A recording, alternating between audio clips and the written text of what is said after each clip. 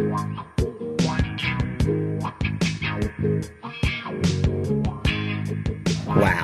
those are the sexiest pixels I've ever seen. What's up guys, I Iamlordapollo and welcome to today's video. There are some games that are so good that they transcend what it even means to be a good game. These games do something so fundamental in the way that they are designed that the instant you turn them on, you feel something special. These games are rare in their high quality, but common in their availability to be played. They are so well loved by the people that play them that even a place as divisive, argumentative, and opinion-based as the internet generally agrees on their quality. That is a rare phenomenon indeed. So let's look at one of these universally agreed upon masterpieces and see if we can pinpoint what makes it so special. Today, we're looking at Metroid on the NES. Let's get started. Metroid was released in Japan on August 6th, 1986 for the Famicom Disk System. The American release was over a year later on August 15th, 1987 for the Nintendo Entertainment System. This might actually be the worst game I could have chosen to start a series called Undisputed. There's a very large part of the Metroid community that doesn't like this game. They will often refer a newcomer to the remake, Metroid Zero Mission, for the Game Boy Advance as a substitute for the NES original. While modern players have become accustomed to the quality of life features introduced in the many years since the release of the first game, that doesn't take away from the value of the original in any way, shape, or form. While Zero Mission is undoubtedly a great game in its own right, I think it is unfair to act as if it is a substitute meant to replace the original. I think the best way to look at the value that NES Metroid contributed is to take a step back from the details of the game's mechanics and look at what hasn't changed since 1986, instead of focusing on what has. When we can identify the themes and mechanics that have stayed exactly the same for 40 years, I think that will give us a pretty good idea of the impact NES Metroid has had on the world. Let's start with structure. We take for granted the whole Metroidvania gameplay loop. I bet most of us watching this video can't even fathom the world before that term was coined, yet this was the first one. Let's really break down what happens as you progress through the game. I apologize if it's a little tedious, but I think it's important to really illustrate the contributions this game made. You start on a title screen. You press start after the mission briefing. All you know is your long-term goal. Defeat the Metroids and destroy Mother Brain. You are shown exiting the elevator. Anyone watching this video is aware that the morph ball is to the left to purposely buck the go right trend that has long since been established as the norm in the gaming sphere. But it's 1987 and there's no internet. This game literally made it okay to go left. So to take a step back, the game locked progression until a concept was learned by the player. No text box hint, no tutorial. Play the game, figure it out. The next concept I want to point out is the nature of the morph ball. They didn't put a locked door in your path and give you a key to get past it. They made you ask a fundamental question. Why can't Samus crawl? We all know the meme, but if you look a bit deeper, what you're really asking is, it is clear that I am meant to go this way due to the context of the level design, so why am I unable? So the game is informing you that what lies before you is something Samus is capable of, which leaves you but one option. Go the other way and figure out what it is that you are missing. Whatever that is, it will allow you to achieve the thing that the game made very clear was within your ability.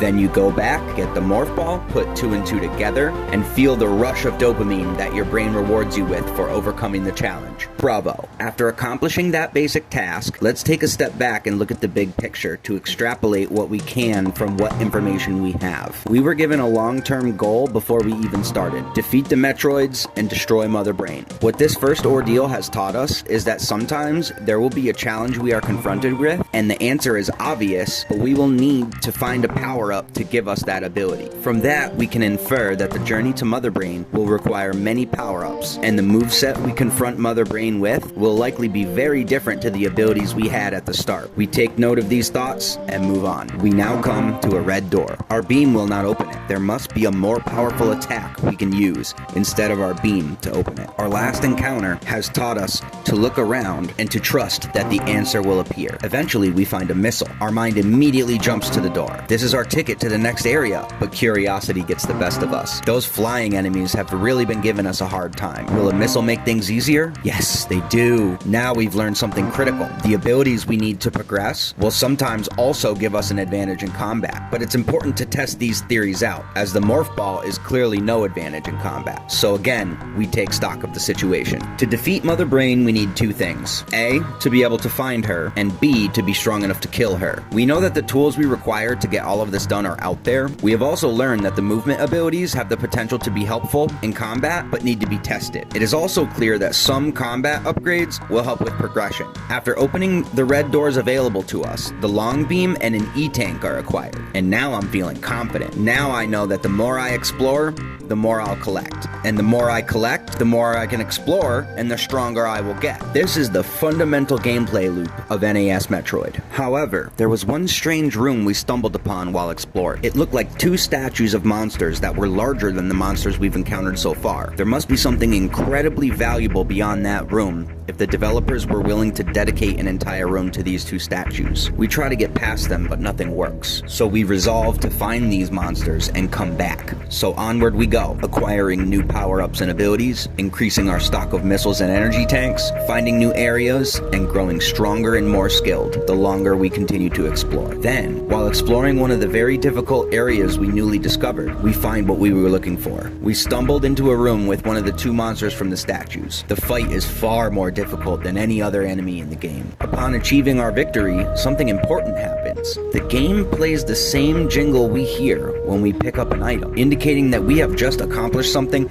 vital to the game's progression. We also see that our stock of missiles has increased dramatically, so even if we had a way to get past the statue room, we would still want to kill these boss monsters for the increase to our arsenal. So we go up to check the room, and our theory is confirmed. We shoot the statue, and it activates. Now it's time to step back one more time and look at the big picture. To defeat Mother Brain, we already established that we need to be able to find her and be strong enough to kill her. This statue room must be the door that leads to where she is. So now our goals have slightly shifted. Our short-term goal is to explore and obtain power-ups that will ensure we have the tools and strength to overcome any challenge the game decides to throw at us. After that, we now have a midterm goal to find and kill these two mini-boss monsters so that we can get past the statue room where we suspect Mother Brain is located. After that, all that remains to complete is the original long-term goal we knew since we turned the game on. Find Mother Brain and put her down. All the while, we are exploring to collect,